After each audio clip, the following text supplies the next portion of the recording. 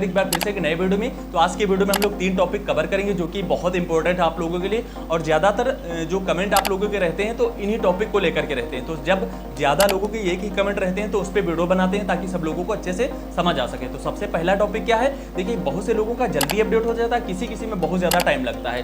तो वो प्रॉब्लम्स ऐसा क्या है जिनका 20 ही दिन में अपडेट हो जाता है, किसी का 3-3 महीने लगता है, किसी में 6-6 महीने लगते हैं। तो जिनका जल्दी अपडेट होता है उस पर बात कर लेंगे, क्योंकि बहुत से ऐसे लोग हैं जिनका मैंने खुद ही कराया है तो देखा किसी में 24 घंटे, किसी में 1 हफ्ते, किसी में 10 दिन, किसी में 15 दिन और किसी में 3 महीने, किसी में 6-6 महीने लग जाते हैं। तो वो भी आज के इस वीडियो में जान लेंगे। और दूसरा सबसे इंपॉर्टेंट क्या है, देखिए सेकेंड टाइम जो अपडेट हम लोग कराते हैं उसमें ये एसडीएम ऑर्डर क्यों लिया जाता है, उसका प्रोसेस क्या है। और प्रोसेस तो बनवाने का तो हमने बता रखा है, लेकिन ये एसडीएम ऑर्डर डिजिटल वाला ही क्यों लिया जाता है इस पर हम बात करेंगे ताकि आप लोगों को समझ आ सके। और जो थर्ड क्वेश्चन है वो बहुत इंपॉर्टेंट है, जिसमें कि हम फर्स्ट टाइम जो डेट ऑफ बर्थ अपडेट कराते हैं उसको लेकर कि यूआईडीआई ने एक बहुत बड़ा गाइडलाइन जारी किया है, जो कि मैं पहली बार भी अगर डेट ऑफ बर्थ सही करानी है तो उसमें भी हमें बहुत चीज़ों को समझना होगा, नहीं तो फर्स्ट टाइम भी अपडेट नहीं हो पाएगी। तो ज़्यादा टाइम को वेस्ट नहीं करेंगे और तीनों टॉपिक पे हम बात कर लेंगे। तो सबसे पहले देखिए वो क्या रहा है, इस टाइम यहाँ पे अपडेट लगे रहते हैं यूआईडीआई की तरफ से। तो जो पहला अपडेट है यहाँ पे क्या है, जो हम लोग पहली बार डेट ऑफ बर्थ सही कराएंगे तो पहली बार डेट ऑफ बर्थ में भी अब हमें बर्थ सर्टिफिकेट देना पड़ेगा, मार्कशीट से नहीं हो पाएगा,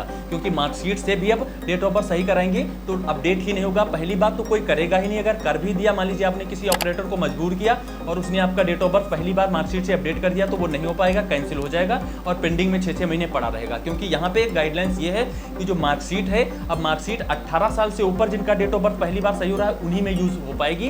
बाकी जो माइनर में है 18 साल से नीचे जितने भी एज के हैं लोग, अगर मार्कशीट है उनके पास तो वो मार्कशीट से डेट ऑफ बर्थ करेक्शन नहीं कर सकते। क्योंकि हमारे पास काफ़ी सारे लड़कों के कॉल्स आए हैं, मैंने देखा है कि वो सेंटरों पे जा के वापस आ रहे हैं। तो मैंने उनसे पूछा मार्कशीट थी फिर भी नहीं हुआ, तो कहने लगे सेंटर से बताया जा रहा है कि अब बर्थ सर्टिफिकेट लेकर आओ तभी हो पाएगा। तो देखिए जिसने मान लीजिए हाई स्कूल कर लिया, हाई स्कूल उसका पास आउट हो गया, उसके बाद उसका आधार में और मार्कशीट में डिफरेंट जा रहा है तो वो सही करना चाहता है, तो वो जो मार्कशीट है उससे वो हो नहीं रहा क्योंकि वो माइनर में हो। माइनर में मार्कशीट जाके एक्सेप्ट ही नहीं हो रही है। जो लोग 18 प्लस में है वो मार्कशीट से अपनी डेट ऑफ बर्थ सही करा सकते हैं, और 18 से जो नीचे है उनके में मार्कशीट नहीं लगे, उनको बर्थ सर्टिफिकेट ही देना पड़ेगा। तो अगर आप भी पहली बार डेट ऑफ बर्थ सही कराना चाहते हैं, उस वीडियो पे आए हैं, तो आपको बर्थ सर्टिफिकेट ही बनवाना पड़ेगा, वो भी ओरिजिनल वाला। ओरिजिनल बर्थ का प्रोसेस क्या है मैंने अदर वीडियो में बता रखा। अगर आप यूपी से हैं तो उसके लिए आपको बहुत ज़्यादा तहसील के चक्कर काटने के बाद ही डिजिटल एसडीएम ऑर्डर जो ऑनलाइन वाला है तहसील से जब आप प्रोसेस करेंगे तब आपके ब्लॉक नगर निगम पे बन पाएगा। और अगर आपका हॉस्पिटल में जुगाड़ है तो वहाँ भी बनवाना चाहते हैं तो वहाँ भी प्रोसेस सेम रहेगा।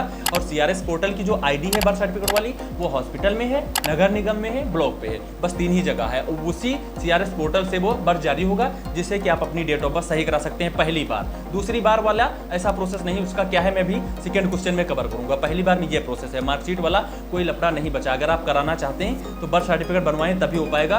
फेक बर्थ से हो सकता है, अगर पोर्टल वाले बर्थ आप कराना चाहें तो हो जाएगा, बट कोई भी आधार सेंटर वाला फेक बर्थ से डेट ऑफ बर्थ सुधारेगा ही नहीं, ये इसका सबसे बड़ा प्रॉब्लम्स है। तो इस वजह से आप अगर कराना चाहते हैं तो बर्थ बनवाइए। बर्थ का प्रोसेस मैंने अदर वीडियो में बता रखा है किस तरीके से बनेगा। Second time date of birth सही करने में तभी डिजिटल लगता है, फर्स्ट टाइम में आप वो वाला प्रोसेस करके भी बनवा लेंगे तभी आपका काम हो जाएगा, जो कि एफिडेविट नोटरी से बनता है, जो कि यहाँ का नियम है। देखिए यूपी में सिस्टम चल रहा है, जो बर्थ सर्टिफिकेट अब जारी होंगे, अगर 1 साल के ऊपर किसी की एज है, मान लीजिए 1 साल के ऊपर, तो वो एसडीएम ऑर्डर के प्रोसेस से बनेंगे जब तक आप तहसील से पूरा प्रोसेस नहीं करेंगे। 1 साल के अंदर जन्म है तो आप हॉस्पिटल से बना सकते हैं इजीली तरीके से, भी आपका प्रोसेस है। और सेकंड टाइम में बहुत ज़्यादा लफड़ा है, तो फर्स्ट टाइम में अगर आप सही कराना चाहते हैं तो उसके लिए बर्थ सर्टिफिकेट ही रखें। अगर 18 साल से नीचे हैं, 18 के ऊपर हैं तो मार्कशीट से कर सकते हैं। ये यूआईडीआई का बहुत बड़ा अपडेट है। और सेकंड क्वेश्चन क्या है, देखिए जो हम लोग limit cost date of birth second time सही कराते हैं वहाँ पे एसडीएम ऑर्डर क्यों मांगा जाता है, क्योंकि डिजिटल एसडीएम ऑर्डर पे पड़ा होता है वार्ड संख्या, जो कि आपको ऊपर एरो के माध्यम से दिखाया जा रहा है। ये वाला वार्ड संख्या जिस पे पड़ा होगा वही वाला होगा, तभी जाके बर्थ जारी होगा। जब बर्थ जारी होगा तो इस एसडीएम ऑर्डर को पीडीएफ फाइल बना करके बर्थ के सीआरएस पोर्टल पे अपलोड करके बर्थ जारी किया जाएगा, तब दोनों इसमें मैच करेंगे। और जो वाद संख्या ये कंप्यूटरी पूरा आपके डिजिटल ऑनलाइन पड़ा रहता है। तहसील का जितने भी काम होते हैं सब वाद पे रजिस्टर्ड होते हैं। तो ये भी लिमिट कॉस्ट भी एक इतना बड़ा काम है कि अब वाद संख्या पे रजिस्टर्ड किया जा रहा है। तो इस वजह से सेकेंड टाइम का प्रोसेस इस वजह से ऐसा कर दिया गया है। बाकी ऑनलाइन का और कोई मतलब नहीं है कि आप बनवा के ले आएंगे हो जाएगा। यहाँ का वाद संख्या से वहाँ पे सारा कुछ अटैच होना चाहिए। ये है सेकेंड क्वेश्चन। और थर्ड क्वेश्चन है जो कि बहुत इंपॉर्टेंट, जो कि लोग पूछा करते हैं कि हमारा इतनी जल्दी हो जाता है और किसी किसी में इतना टाइम लगता है। तो देखिए सिस्टम क्या है, जो लोग बिना किसी कैंसिलेशन के कराते हैं उनका बहुत जल्दी हो जाता है। अब कैंसिलेशन क्या है, मान लीजिए देखिए जिन लोगों ने पहली बार बर्थ सर्टिफिकेट लगाया था, बर्थ कैंसिलेशन करा लिया। अब आपने बर्थ तो कैंसिलेशन करा लिया, आपको पता है आपने प्रॉपर तरीके से कराया है, आप ब्लॉक से कराए हैं, आप नगर निगम से कराए हैं, आप सब जगह से सीएमओ ऑफिस से करा लिए हैं, पूरा आपको बेहतरीन स्लिप बनवा लिए हैं रियल तरीके से, फिर भी वो लोग अपडेट नहीं करेंगे क्योंकि आपने बनाया है ना। अब वो वेरीफाई करेंगे कागज भेज के ब्लॉक पे, बस वो डिले करते हैं वेरीफाई करने में, इस वजह से उसमें लंबा समय लगता है। देखिए आपने जैसे मेल और पोस्ट करके छोड़ दिया, सारे डॉक्यूमेंट्स लगाए, वहाँ पहुँचा, वहाँ वो लोग क्या करते हैं, वहाँ से वेरीफाई करते हैं। अब मान लीजिए पोस्ट के माध्यम से कि कब वो लेकर के आया, फिर उसके बाद कब यहाँ सेक्रेटरी ने वेरीफाई करके भेजा या नगर निगम के नगर मजिस्ट्रेट ने वेरीफाई करके भेजा। तो जब वेरीफाई करके वहाँ से फिर से रिटर्न UIDAI के ऑफिस भेजते हैं, तब जाके वो लोग वहाँ पे चेक करके बेंगलुरु ट्रांसफर करते हैं। जब रियल होता है तभी जाके आपका अपडेट होता है। तो ऐसे करके ये होता है। जिनका जल्दी हो जाता है वो मान लीजिए किसी ने UDI स्टैंडर्ड फॉर्मेट से पहली बार करा लिया, प्रिंसिपल से लिखा लिया, टीचर से लिखा लिया, ऐसे करके जिन लोगों ने अपडेट कराया था उनका कोई कैंसिलेशन है नहीं इस टाइम, वो ये वाला SDM ऑर्डर बनवा लिया, बर्थ जारी करा लिया, बस जैसे ही मेल और पोस्ट किए फटाफट हो गया, क्योंकि उनमें कोई वेरिफिकेशन करना ही नहीं, उन्होंने सारा कुछ यहीं से कर लिया, सेल्फ अच्छे से भर लिया, अपडेट अच्छे से करा लिया, PDF अच्छे से बना के मेल और पोस्ट कर दिया, जिससे कि वहाँ पहुँचा, उन्होंने डायरेक्टली वेरीफाई किया, देखा सब कुछ कंप्लीट है, तुरंत उन्होंने बेंगलुरु ट्रांसफर किया, वहाँ से आपका ये काम सॉल्व कर दिया गया।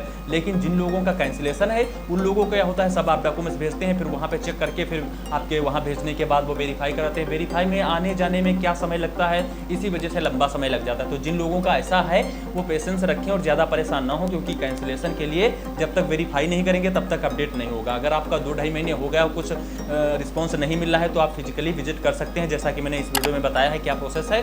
तो वहाँ विजिट करके क्या फॉर्म सबमिट करने हैं, क्या क्या सिस्टम है, कैसा क्या सारा कुछ जान सकते हैं और यहाँ करके अब ये काम करा सकते हैं। तो ये बहुत ही छोटे से वीडियो में तीनों चीज़ें बताई हैं जिनसे कि आप लोगों को ज़्यादा से ज़्यादा समझ आ सके और आप ज़्यादा परेशान ना हो। तो आज के वीडियो में सारा कुछ समझ आ गया होगा। अगर कोई सवाल जवाब हो तो नीचे कमेंट सेक्शन में बता सकते हैं, और लिंक भी पड़ा है इंस्टा का डिस्क्रिप्शन में, वहाँ भी आकर चेकआउट करके नंबर ले सकते हैं। कोई भी सवाल जवाब हो आधार कार्ड से रिलेटेड तो तुरंत पूछ सकते हैं, आपको रियल इन्फॉर्मेशन मिलेगी अपडेट के साथ। तो फिर मिलेंगे किसी नेक्स्ट वीडियो में, तब तक ले ख्याल रखें आप सब अपना।